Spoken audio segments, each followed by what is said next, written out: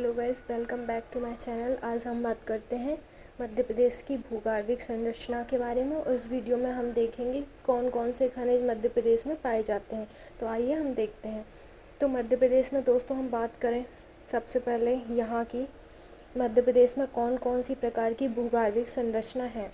तो हम देखेंगे मध्य प्रदेश में आर्कियन, धारवाड़, कडप्पा, विंध्यन, गोंडवाना और दक्कन टैप और टर्शरी, ये जो है 7 प्रकार की चट्टानें हमें देखने को मिलती हैं दोस्तों। आर्कियन, धारवाड़, कडप्पा, विंध्यन, गोंडवाना और दक्कन टैप और टर्सरी वाली, ये नई वाली है। तो आइए हम देखते हैं कि मध्य प्रदेश में, ये मध्य प्रदेश का दोस्तों मैप है। यहाँ ये जो बुंदेलखंड वाला क्षेत्र है, इस क्षेत्र में दोस्तों आर्कियन क्रम की ये वाली चट्टानें पाई जाएंगी। यह बहुत ही आद्य चट्टानें हैं, जैसे कि आपको दिख रहा होगा। आद्य चट्टानें मतलब यह बहुत ही कठोर चट्टानें हैं, पुरानी चट्टानें हैं। यहाँ जीवाश्म का, अब हम बात करते हैं यहाँ की। तो दोस्तों मैंने क्षेत्र बता दिया यह वाला। यहाँ सबसे यह प्राचीन चट्टानें हैं। इन चट्टानों का निर्माण हुआ है प्रीकैम्बियम युग में। आग्नेय चट्टानों के रूपांतरण के कारण बनी है। इन्हें नीस या शिस्ट का निर्माण हुआ है दोस्तों। इन्हीं से ग्रेनाइट और नीस का निर्माण होता है बुंदेलखंड के पठार में, जहाँ संगमरमर मिलता है। बुंदेलखंड नीस सबसे पुरानी चट्टान है। यहाँ बुंदेलखंड के पठार में यह टीकमगढ़, निमाड़ी, दतिया, शिवपुरी वाले क्षेत्र, दोस्तों बुंदेलखंड का जितना क्षेत्र है इसमें यह आर्कियन युग की क्रम की चट्टानें पाई जाएंगी। चूँकि यह कठोर होती हैं इसलिए दोस्तों इसमें जीवाश्म का अभाव होता है, मतलब जीवाश्म नहीं मिलते हैं। अत्यधिक प्राचीन तथा कठोर होती हैं। राइट, ये वाला हमारा कंप्लीट हो गया दोस्तों आर्कियन चट्टानी का। नेक्स्ट हम बात करते हैं धारवाड़ चट्टानों की। तो दोस्तों जब आर्कियन चट्टानों, ये वाली चट्टानों का, आर्कियन चट्टानों के अक्षय अपरदन निक्षेपण के फलस्वरूप धारवाड़ चट्टानों का निर्माण होता है। तो दोस्तों धारवाड़ जो नाम है वो कर्नाटक के एक ज़िले का नाम है, जो कि कर्नाटक ज़िले में खनिज के लिए बहुत ही समृद्ध क्षेत्र माना जाता है। इसी कारण दोस्तों इसका नाम धारवाड़ चट्टान पड़ा। हम बात करते हैं कि धारवाड़ चट्टानों का, ये जो चट्टानें हैं ये आर्कियन वाली, इसके अक्षय अपरदन के द्वारा धारवाड़ चट्टानों का निर्माण होता है। धारवाड़ चट्टान बेसिकली 2 भागों में बटी है मध्य प्रदेश में। ये वाली जो है जबलपुर वाली, इसको शाकोली चट्टान कहते हैं। बालाघाट वाली को चिल्पी कहते हैं। छिंदवाड़ा वाले को हम शौशर चट्टानों के नाम से जानते हैं। राइट, फिर इसके बाद हम बात करते हैं कि ये अत्यधिक रूपांतरित होने के कारण इसमें जीवांश का अभाव होता है। दोस्तों ये भी कठोर चट्टानें होती हैं, क्योंकि ये इसके ही फॉर्म में, इसके द्वारा ही अक्षय अपरदन के द्वारा बनी है, इसलिए इसमें भी जीवाश्म का अभाव पाया जाएगा। ये वाले क्षेत्र में पाई जाती हैं। यहाँ से लेके पूरा छोटा नागपुर का पठार जो दक्कन ट्रैप है, पूरे इस वाले क्षेत्र में ये धारवाड़ चट्टानें पाई जाएंगी आपके मध्य प्रदेश का ये वाला रीजन, जहाँ बहुत ही समृद्ध प्रकार के खनिज पाए जाएंगे, जैसे कीमती खनिज, लोहा, सोना, चांदी, बॉक्साइट, ये टाइप के जो पूरे जो कहना चाहिए धारवाड़ वाला जो रीजन है, कर्नाटक क्षेत्र, झारखंड, छोटा नागपुर का पठार, ये पूरा रीजन धारवाड़ चट्टानों के अंतर्गत आता है। दोस्तों हम बात करें, यह शाकोली श्रेणी जबलपुर में मिलती है। चिल्पी, जैसा कि मैंने आपको बताया, चिल्पी श्रेणी बालाघाट में मिलती है। शौशर छिंदवाड़ा में मिलती है। मतलब धारवाड़ के ही 3 टाइप हैं, शौशर, चिल्पी और शाकोली। इनके लोकल नेम दिए गए हैं कि जबलपुर में क्या बोलते हैं, बालाघाट में इसे क्या बोलते हैं और छिंदवाड़ा में इसे क्या बोलते हैं। इसमें प्रमुख खनिज मैग्नीज़ है। मतलब पूरे भारत में तो अलग अलग प्रकार के खनिज पाए जाते हैं इस चट्टान में, लेकिन यहाँ की बात करें तो यहाँ तो मैग्नीज़ और तांबा ही पाया जाता है बेसिकली। इसका नामकरण कर्नाटक के गांव धारवाड़ के नाम पे हुआ है। सर्वाधिक खनिज पाए जाने के कारण इन चट्टानों को अत्यधिक समृद्ध चट्टानें कहते हैं। दोस्तों ये सब मैं आपको बता ही चुकी हूँ।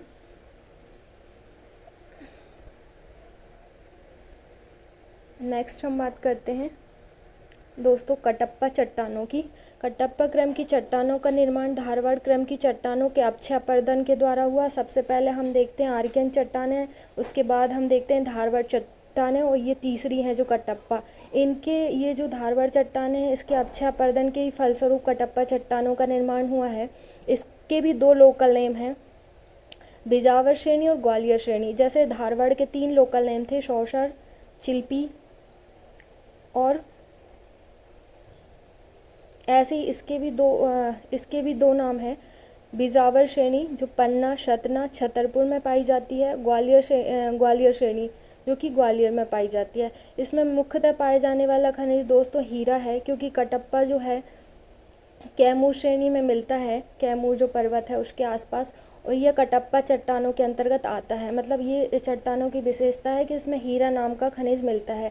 इसका भी नाम, जैसे उसका नाम धारवाड़ के नाम पर धारवाड़ चट्टान पड़ा, इसलिए इसका आंध्र प्रदेश के एक कटप्पा गांव के नाम पे ही इसका नाम कटप्पा चट्टान पड़ा, राइट। इसके बाद हम नेक्स्ट चट्टान देखते हैं, विंध्य चट्टान है दोस्तों। कुडप्पा चट्टानों के बाद कुडप्पा चट्टानों के अक्षय अपरदन के फलस्वरूप एक नई चट्टान का निर्माण हुआ, जिसे परतदार चट्टानें कहते हैं, जिसे विंध्य चट्टानें कहते हैं।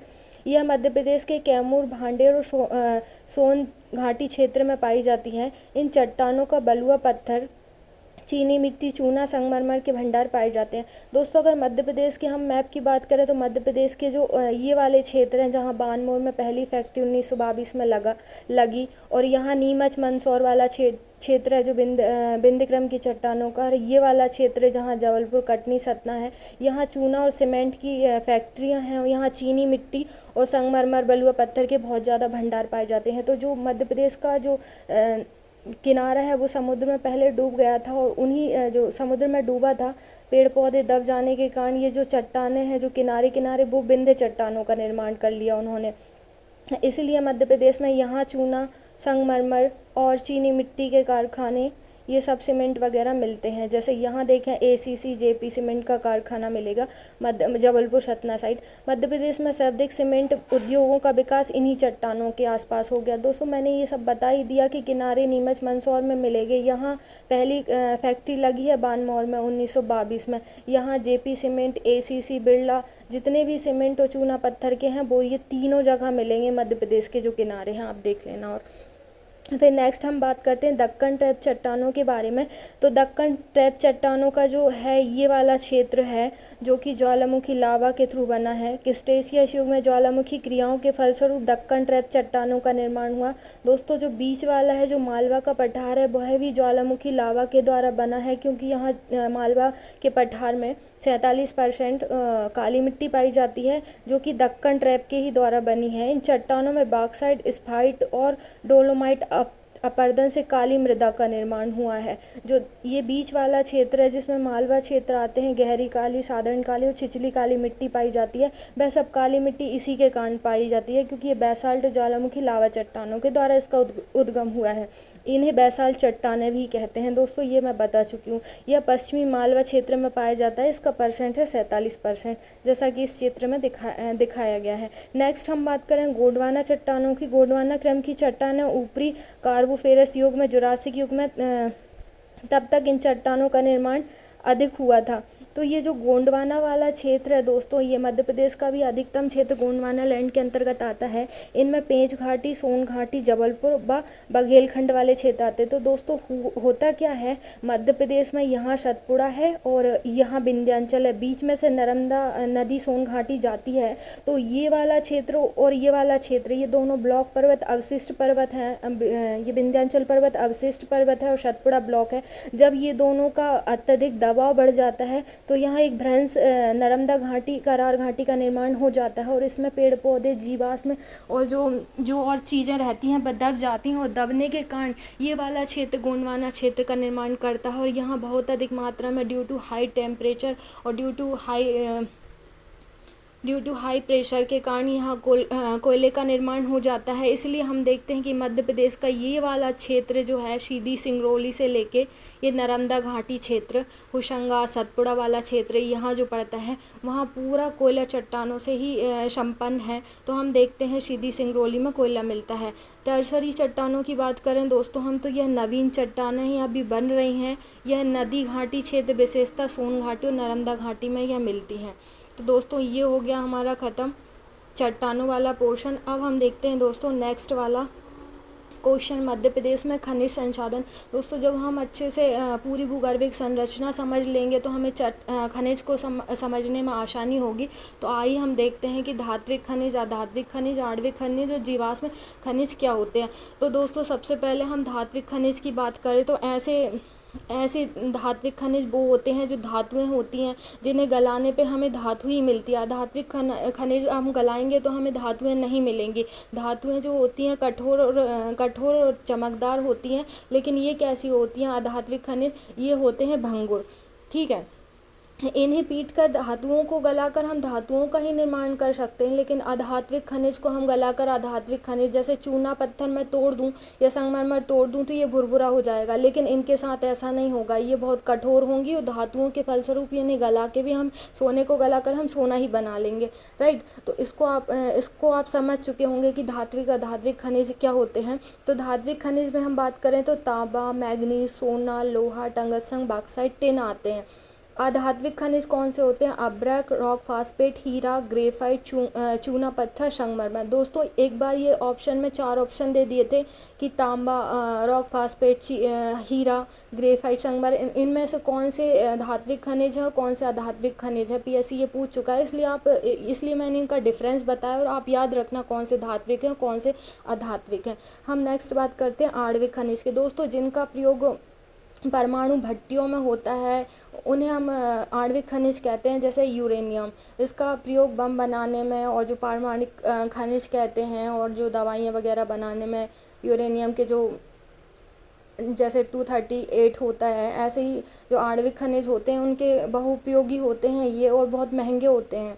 नेक्स्ट हम बात करते हैं जीवाश्म खनिज के। दोस्तों इसमें जीवाश्म पाए जाते हैं, जैसे कि हमने देखा कि आर्कियन चट्टानें और धारवाड़ में जो चट्टानें मिल रही थी आर्कियन है जैसे, और कटप्पा चट्टान है, इनमें जीवाश्म नहीं मिल रहे थे। लेकिन कोयला में हम देखें तो कोयला जो कहते हैं कि ड्यू टू हाई टेम्परेचर और प्रेशर के कारण जो नदी घाटी में जमा हो गया था नालंदा क्षेत्र में, उनमें जीवाश्म पाए जाते हैं। जीवाश्म के ही बाद जो होता है कि कोयला का निर्माण होता है, बेड मीथेन का निर्माण होता है। इसमें बहुत सारी गैसें भी पाई जाती हैं। समाचार पन्नों में बात करें तो 22 अगस्त में मध्य प्रदेश सरकार ने टीकमगढ़ जिले में हीरे उत्खनन को मंजूरी दे दी है। तो दोस्तों सतना, छतरपुर, पन्ना में तो हीरा मिलता है, अब हमें क्या देखने को मिल रहा है कि टीकमगढ़ में भी सरकार ने मंजूरी दे दी है। नेक्स्ट हम बात करें दोस्तों, हम इस मैप की बात करेंगे कि इस मैप में जैसा कि हमने देखा कि ये जो बिंद वाला क्षेत्र है हमने देखा कि वहाँ सीमेंट, चूना पत्थर, चीनी मिट्टी देखने को मिलेगी।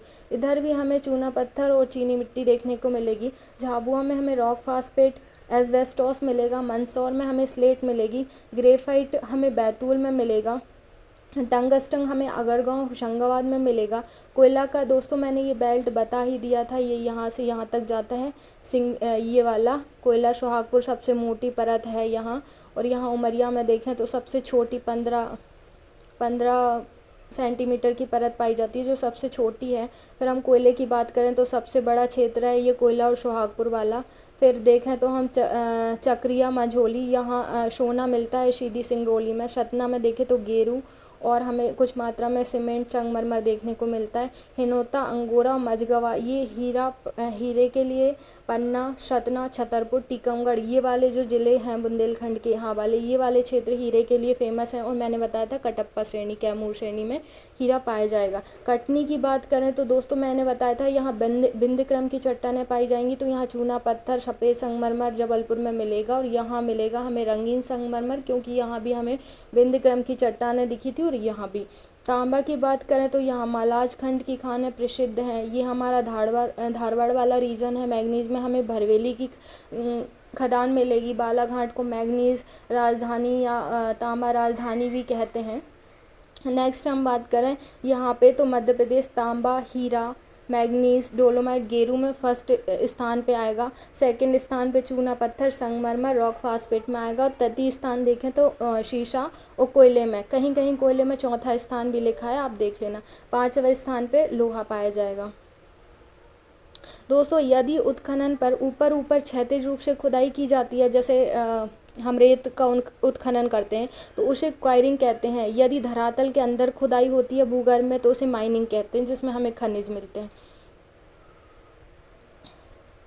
हम नेक्स्ट बात कर लेते हैं, और तांबा, बालाघाट, छिंदवाड़ा उत्पादक जिले मिलेंगे। प्रमुख क्षेत्र है मलाजखंड, जो कि तांबा की सबसे बड़ी खान है। इसमें से एक क्वेश्चन अभी MPPSC आयोग ने पूछा था, मैग्नीज का पूछा था।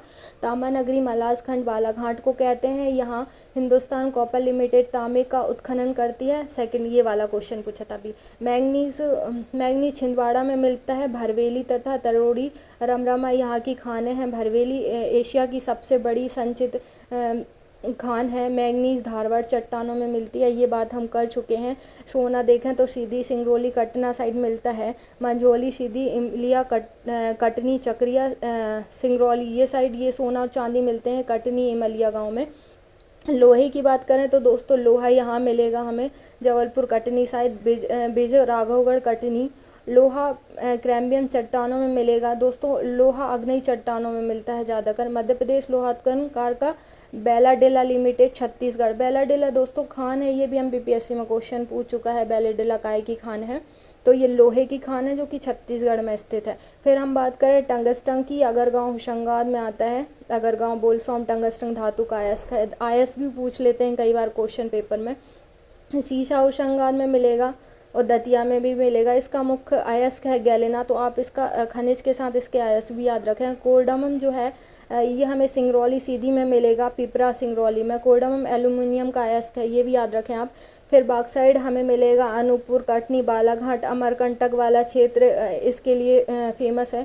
बॉक्साइट एल्यूमिनियम का अयस्क है। 1908 में सर्वप्रथम कटनी से ही उत्खनन किया गया। डोलोमाइट की बात करें तो झाबुआ और अलीराजपुर में मैग्नीशियम का अयस्क है, ये भी याद रखें। डोलोमाइट काय का अयस्क है। टीन की बात करें तो इसका तो बैतूल में है, इसे कैसीटराइट भी कहा जाता है। अधात्विक खनिज की बात करें तो अभ्रक मिलेगा हमें बालाघाट, ग्वालियर।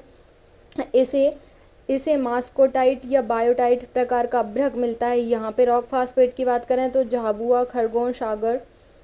हीरे की बात करें तो मैं बता चुकी हूँ, मझगवा, हिनौता और पन्ना की जो खानें हैं अंगोरा, पन्ना, सतना, छतरपुर। हिनौता, मझगवा, पन्ना, अंगूर तथा बडेर, छतरपुर। मध्य प्रदेश प्रथम डायमंड म्यूजियम खजुराहो में, प्रथम डायमंड पार्क पन्ना में प्रस्तावित है, ये आप देख लेना। ग्रेफाइट बैतूल में मिलता है। हिंदुस्तान इलेक्ट्रोग्रेफाइट माइनिंग यहीं स्थित है।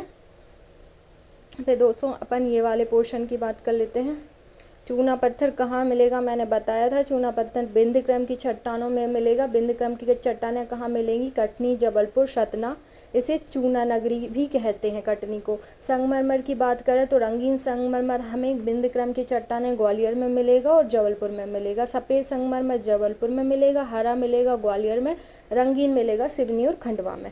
सूरमा कहाँ मिलेगा, जबलपुर में मिलेगा। एंटीमनी सूरमा का वर्गीकरण उपधातु के रूप में किया जाता है। एस्बेस्टॉस की बात करें तो झाबुआ में मिलेगा।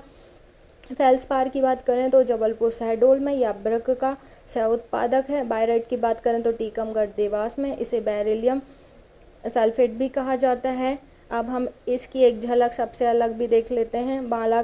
मलाजखंड में तांबा क्षेत्र मिलेगा, जो कि मलाजखंड ये खाने हैं तांबा क्षेत्र के लिए प्रसिद्ध है। बालाघाट में भरवेली मैग्नीज की खदानें हैं, बालाघाट में मिलेंगी। मझोली सोना क्षेत्र है, जो कि सीधी में मिलेगा। सीधी और सोना सासा दोनों एक से हो गए। गुरहार की पहाड़ियों में सोना क्षेत्र, ये भी सिंगरौली में मिलेगा। निवका सोना क्षेत्र है, जो कि सिंगरौली में मिलेगा। चक्रिया सोना क्षेत्र है, सिंगरौली में मिलेगा। अगरगांव टंगस्टन हमारा होशंगाबाद। हिनौता हीरा क्षेत्र पन्ना। रामखिरिया हीरा क्षेत्र पन्ना। पिपरा कोर्डमम मिलेगा सिंगरौली में।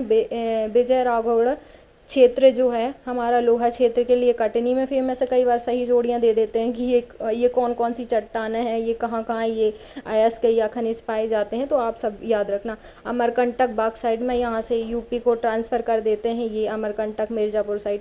अनूपपुर सोहागपुर कोयला क्षेत्र मैंने बता दिया, सबसे बड़ा कोयला क्षेत्र है सोहागपुर, सबसे छोटा उमरिया है। और शहडोल तरोड़ी रमरमा जो है मैग्नीज क्षेत्र है बालाघाट में। आणविक खनिज की हम बात कर लेते हैं। यूरेनियम मध्य प्रदेश में केवल शहडोल ज़िले में पाया जाता है, ये आपको याद रखना जरूरी है। शहडोल को यूरेनियम ज़िले के नाम से जाना जाता है। बेसिकली यूरेनियम का प्रमुख खनिज है पिच ब्लेंड भी हमें याद रखना है, क्योंकि ये क्वेश्चन बन सकता है। जीवाश्म खनिज की बात करें तो कोयले में ही जीवाश्म पाए जाते हैं, जैसा कि मैंने बता दिया था कि इनका due to high temperature pressure के कारण इनका निर्माण हुआ है। इसमें जीवाश्म प्रेजेंट होते हैं। मध्य प्रदेश कोयला उत्पादन में मध्य प्रदेश में तीसरा स्थान है। मध्य प्रदेश में सर्वाधिक कोयला सिंगरौली में पाया जाता है। सिंगरौली कोयले की मोटी परत पाई जाती है, ये भी मैंने आपको बता चुकी हूँ। सिंगरौली में मध्य प्रदेश सिंगरौली को ऊर्जा राजधानी कहते हैं ड्यू टू कोयला। मध्य प्रदेश सर्वाधिक बिटुमिनस प्रकार का कोयला पाया जाता है, ये क्वेश्चन भी बन सकता है मध्य प्रदेश में किस प्रकार का कोयला पाया जाता है। तो एक माध्यम श्रेणी का कोयला होता है, जो एंथ्रासाइट होता है वो सबसे अच्छा होता है, जो पिट होता है वो सबसे निम्न कोटि का, मतलब कीचड़ी होती है टोटली वो। उद्योगों की जननी कोयला को कहा जाता है। कोई भी दोस्तों कोई भी खनिज कोई भी जो उद्योग होता है बिना कोयले के काम नहीं करता, इसलिए उद्योगों की जननी कोयला को कहा जाता है। फिर हम नेक्स्ट बात कर लेते हैं, एक और बचा है मध्य प्रदेश की कोयला क्षेत्र। दोस्तों मेंस में ये लिखने को आ जाता है कि मध्य प्रदेश के कोयला क्षेत्र लिखिए 6 नंबर में। तो हम इसको 2 भागों में बांट लेंगे, मध्य कोयला क्षेत्र और सतपुड़ा कोयला क्षेत्र। मध्य कोयला क्षेत्र में आएगा सुहागपुर वाला क्षेत्र, शहडोल कोरार घाटी, जोहिला घाटी, शहडोल, सिंगरौली और उमरिया। सतपुड़ा क्षेत्र में देखें तो हम मोहपानी क्षेत्र नरसिंहपुर, शाहपुर क्षेत्र बैतूल, पेंच घाटी छिंदवाड़ा, तवा घाटी बैतूल, कानन घाटी छिंदवाड़ा और पाथरखेड़ा सारणी बैतूल। सारणी में ही ताप विद्युत केंद्र है, इसी के कारण। हम बात कर लेते हैं उमरिया सबसे छोटा कोयला क्षेत्र है, 15 किलोमीटर के समथिंग यहाँ ये परत पाई जाती है। सुहागपुर सबसे बड़ा कोयला क्षेत्र है। सिंगरौली की बात करें तो उत्तम प्रकार का कोयला मिलता है यहाँ पे। कोल बेड मीथेन की बात करें मध्य प्रदेश के शहडोल जिले के सुहागपुर में क्या मिलता है, कोल बेड मीथेन के भंडार पाए जाते हैं। कोल बेड मीथेन कोयला भंडार के लिए संयुक्त रूप से पाई जाती है, ठीक है। तो हमारे इधर जो शहडोल वाला क्षेत्र है, सुहागपुर शहडोल, वहाँ कोल बेड मीथेन भी पाई जाती है, ये आपको याद रखना है। तो सुहागपुर में कोल बेड मीथेन का उत्पादन रिलायंस इंडस्ट्री के द्वारा किया जाता है। यहाँ कौन सी संस्थाएं काम कर रही हैं इस चीज़ को निकालने के लिए, जैसे copper mining, Hindustan copper limited जो कॉपर निकालने के लिए काम करता है।